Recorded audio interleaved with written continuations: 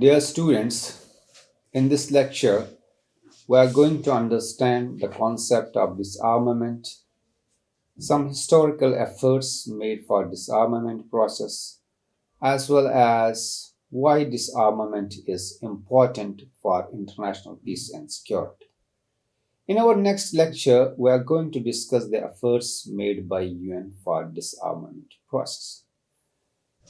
As you know, there are some structural compulsions in international politics which forces nations to go for armaments. Like international politics is anarchical in nature, and there is no world government to regulate international actors, including states. Therefore, nations go for arms. In international politics, we can say nations are suffering from security dilemma. Nations are suffering from prisoners' dilemma. Therefore, every nation wants to improve her arms status in the name of security. Today, armaments and war, because of their destructive nature, have come to be regarded as the biggest threats to mankind. The havoc caused by the two world wars convinced the people all over the world that if humanity is to be saved from complete destruction, something should be done to eliminate armaments and weapons from the earth. Now, first we will try to understand what is disarmament. Dear students, preservation of international peace and security through disarmament constitutes the most popular movement in the contemporary era of international relations. The award of 1985 Nobel Peace Prize to the group of physicists who were trying to awaken human consciousness against armaments, particularly against nuclear armaments, tends to reflect most sincerely the present global thinking and movement in favor of international peace and security through the elimination or control of armaments. Disarmament is today regarded as the best mean of saving the future generations from the scourge of war. So, what is disarmament? Dear students, disarmament is the reduction, it is the elimination of certain all armaments for the purpose of ending the armament race. It means achieving a world in which all human and material instrumentalities of war will be abolished and there will be no weapon of any kind whatsoever.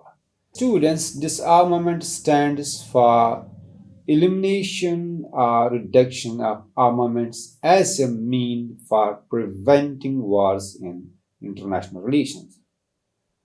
But dear students, the terms disarmament and arms control are often confused and taken as identical.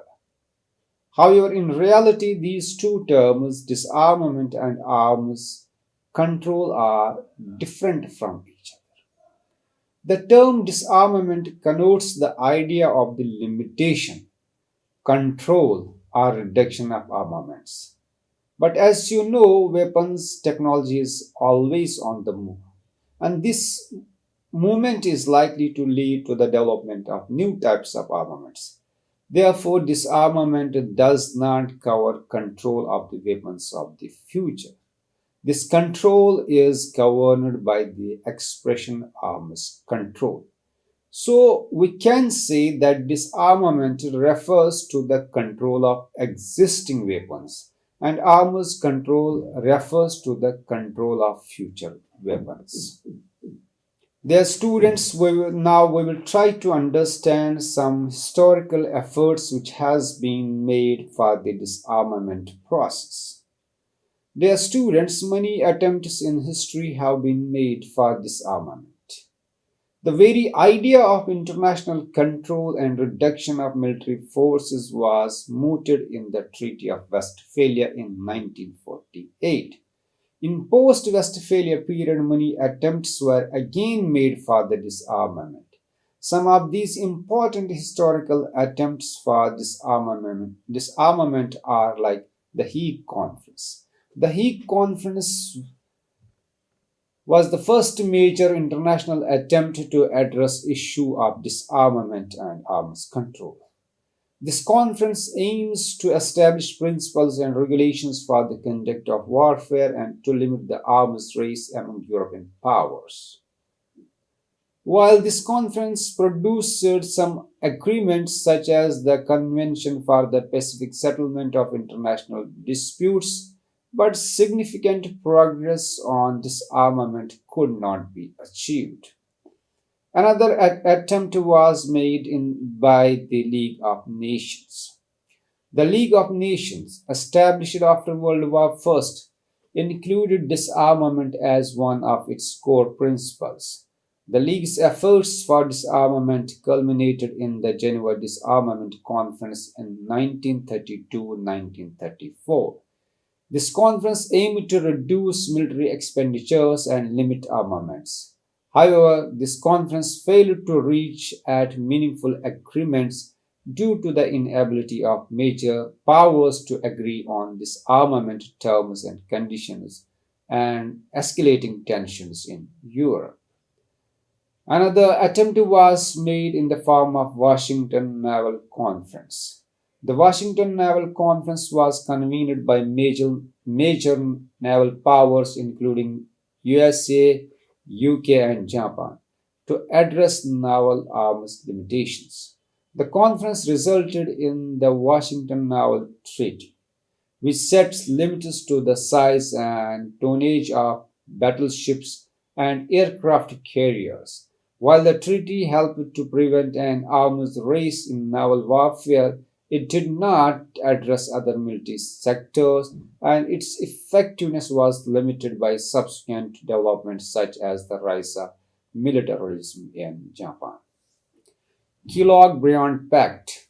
The Kellogg-Briand Pact, also known as the Pact of Paris, was a multilateral treaty signed by 64 countries, including major powers, to renounce war as an instrument of policy. While not specifically focused on disarmament, this pact aims to promote peace and to resolve conflicts by using peaceful means. However, its effectiveness was undermined by the failure of the signatory states to uphold its principles, particularly in the lead up to World War II. United Nations. The United Nations, established in 1945 in the aftermath of World War II, inherited the goal of disarmament from the League of Nations. The UN Charter emphasizes the peaceful resolution of disputes and the promotion of disarmament as essential elements for maintaining international peace and security.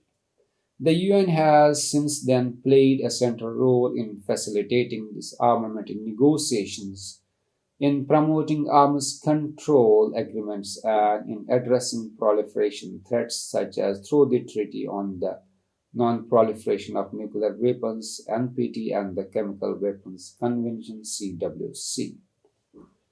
Even during Cold War, some efforts were made for this disarmament process. The Cold War rivalry between the United States and the Soviet Union led to an intense arms race and the proliferation of nuclear weapons.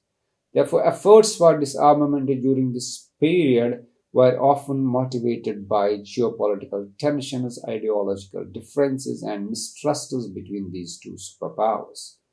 Despite occasional breakthroughs such as strategic arms limitation talks and the Intermediate Range Nuclear Forces Treaty, significant disarmament progress, however, was not made till the end of the Cold War.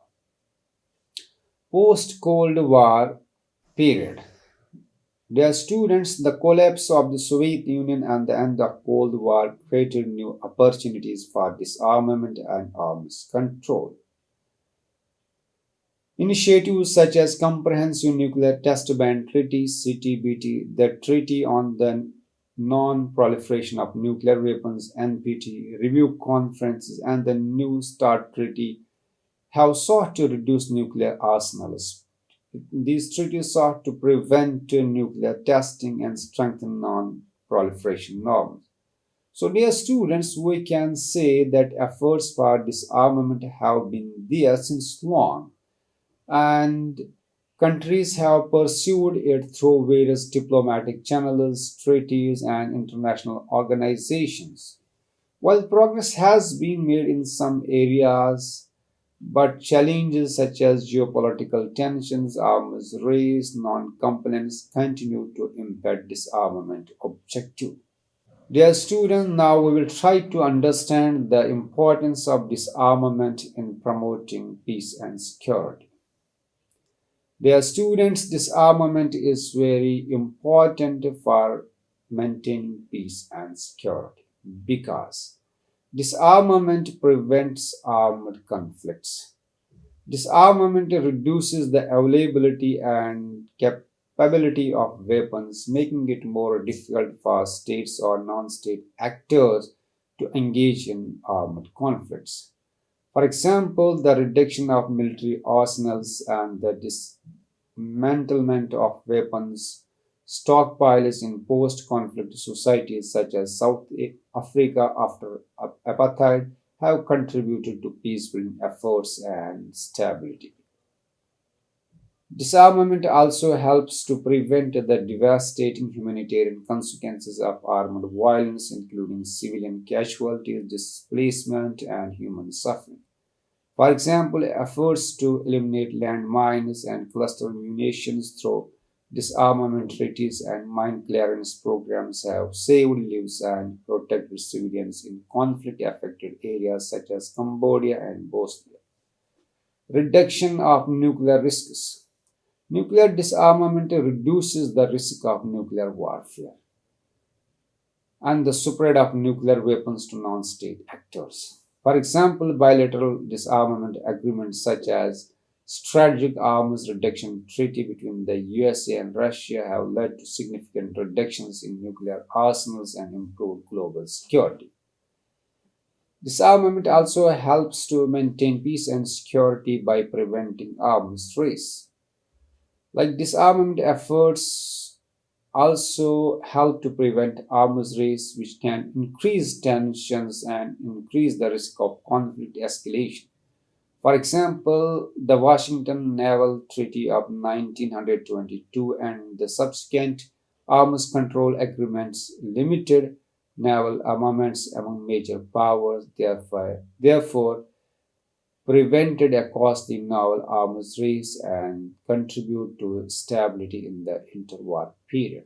Armament also reinforces international norms against the use of weapons of mass destruction. It promotes the peaceful resolution of conflicts and strengthens global security structure. For example, Chemical Weapons Convention and Biological Weapons Conventions establish comprehensive bans on chemical and biological weapons, therefore reduce the threat of their use in warfare. And most importantly, disarmament is essential to save resources. As you know that disarmament redirects resources from military spending towards socio-economic development, poverty reduction, and human welfare, therefore can contribute to sustainable peace. For example, countries that have demilitarized or reduced military expenditure, such as Costa Rica, have invested in education, healthcare, and infrastructure, therefore improved living standards and well-being of their own people. Disarmament initiatives also promote trust, confidence, and cooperation among states. It promotes diplomatic dialogue and conflict resolution. For example, confidence building measures such as mutual troop withdrawals, arms limitations, and verification mechanisms have helped to de escalate tensions and build trust between adversaries, as seen in Europe during the Cold War. So, dear students, we can say that disarmament plays a critical role in promoting peace and security at the international level by preventing armed conflicts, mitigating humanitarian impact, reducing nuclear risks, preventing arms race, strengthening international norms, reallocating resources, and promoting confidence building measures. Let's have look at some important disarmament treaties and agreements. The first is the Treaty on the Non-Proliferation of Nuclear Weapons. This NPT was signed in 1968 and it came into force in 1970. The aim of this treaty was to prevent the spread of nuclear weapons, therefore promote disarmament. So, this NPT has limited the number of nuclear armed states and established a framework for nuclear non proliferation and disarmament efforts. Another treaty is CTBT. It was adopted by the UN General Assembly in 1996. It aims to ban all nuclear explosions for both civilian and military purpose. So the success of CTBT is that it contributed to the global norm against nuclear testing, therefore helped to prevent the development of more advanced nuclear weapons. Chemical Weapons Convention. This CWC was adopted in 1993 and came into force in 1997. It aims to eliminate the development, production, stockpiling, and use of chemical weapons. The success of CWC is that it led to the destruction of large stockpiles of chemical weapons and therefore strengthened the global norm against their use. Biological Weapons Convention. This Biological Weapons Convention was adopted in 1972 and came into force in 1975. It prohibits the development, production, and stockpiling of biological weapons. So, this treaty also contributed to the prevention of biological warfare, therefore, promoted international cooperation in biosecurity and biosafety. Arms Trade Treaty. This treaty was adopted by the UN General Assembly in 2013. It regulates the international trade in conventional arms to prevent their diversion to illicit markets or for use in human rights abuses. So, this ATT has raised awareness of the need for responsible arms trade practices and facilitated international cooperation in arms control. Treaty on the Prohibition of Nuclear Weapons. This treaty was adopted by the UN General Assembly in 2013. It prohibited the development, testing, production, possession, and use of nuclear weapons. This treaty also strengthened the norm against nuclear weapons and provided a legal framework for disarmament efforts. Lastly, we are going to discuss some challenges which disarmament process is facing. The first challenge is national security concerns. As you know that states often prioritize their national security interests, which may involve maintaining or even expanding their military capabilities, including weapons stockpiles, concerns about potential threats from adversaries, or regional conflicts. So these can hinder the disarmament efforts as states may perceive weapons as essential for their defense. Another challenge is in the form of geopolitical tensions and rivalries. Geopolitical rivalries and power struggles among states can impede cooperation and consensus building in disarmament negotiations. Competing interests and different security perceptions among major powers, particularly nuclear armed states, complicate efforts to achieve meaningful disarmament agreements. Arms industries and economic interests. The arms industry, the military industrial complexes, also exercise influence and may resist disarmament initiatives that threaten their economic interests.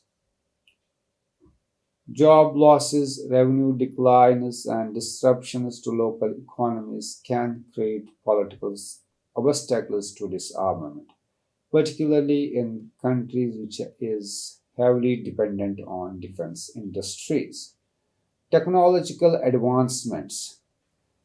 There's a rapid technological advancements, including in weapons system and delivery platform. So these things also pose challenges to disarmament efforts. Emerging technologies such as cyber warfare, automatic weapons, and hypersonic missiles raise new security concerns and complicate arms control and verification mechanisms. Verification and compliance is another challenge which disarmament process faces. Ensuring the transparency, verification, and compliance of disarmament agreements is a complex and resource intensive process. Technical challenges, including limitations in monitoring technologies and the need for intrusive inspections, can undermine confidence in disarmament measures and can lead to suspensions of non-compliance. Lack of will and leadership. Disarmament, dear students, requires strong political will and strong leadership at the national and international levels.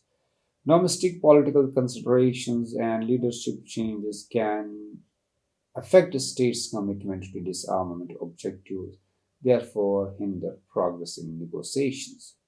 Security dilemmas and trust deficits. Security dilemmas whereby states pursue disarmament as weakening their security while bolstering that of their adversaries can create trust deficits and undermine cooperation. Historical grievances, unresolved conflicts, and mistrust among states can further increase tensions and hinder efforts to build confidence and consensus on disarmament measures. Emerging security threats. Evolving security threats such as terrorism, cyber warfare, hybrid warfare, these things require new approaches to disarmament and arms control. Addressing these non traditional security challenges while advancing disarmament goals poses additional complexities and require innovative and adaptive strategies. Regional instability and conflict dynamics. Regional instability, unresolved conflict, and security dilemmas in specific regions can also obstruct broader disarmament initiatives. Insecurity, militarization, and arms buildup driven by regional tensions can undermine confidence building measures, therefore, can prevent states from engaging in disarmament negotiations. Lack of mutual cooperation. Disarmament efforts, as you know, depends on multilateral cooperation and collective action among states, international organizations, and civil society actors. Fragmentation, polarization, and breakdowns in diplomatic dialogue at the international level can impede effective coordination and hinder progress towards disarmament objectives. So, dear students, in today's lecture, we have seen that understanding disarmament is essential for promoting international peace and security. We have also seen that historical efforts have been made through treaties, conferences, and international organizations to achieve the goal of disarmament. But challenges still persist. Despite obstacles such as national security concerns, geopolitical tensions, economic interests, technological advancements, the importance of disarmament in preventing armed conflicts, mitigating humanitarian impact, reducing nuclear risks, preventing arms race, strengthening international norms, reallocating resources, promoting confidence building measures, and addressing emerging security threats cannot be overstated.